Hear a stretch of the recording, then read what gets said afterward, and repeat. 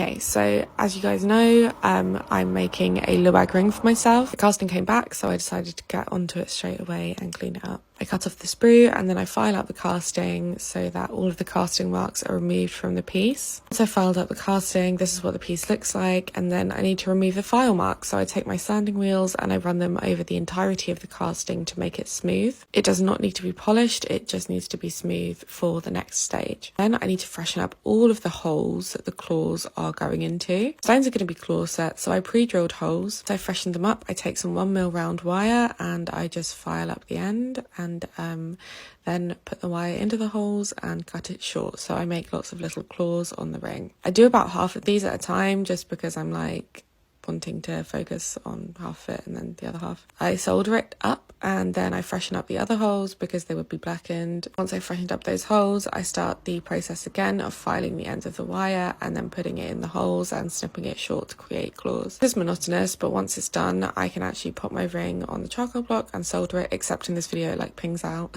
It's totally fine though, it all worked out very well, and then I pop that in the acid so that it comes back up to rose gold. Then I need to file off all of the solder because we don't want it to look messy. Once I've filed and sanded the ring, I put it in the pin polisher and it comes out nice and shiny. So now I can sit down and actually set the ring. Set the smaller sapphires first because they're just going to be easier. And once those are in place, I set my big luag. I'm absolutely obsessed with this ring. I think it's wonderful and it's bringing me a lot of joy. I now don't know if I'm going to plate it blue because I love the rose gold. I hope you love it too, and you'll be pleased to know there will be one luag piece in the Christmas drop.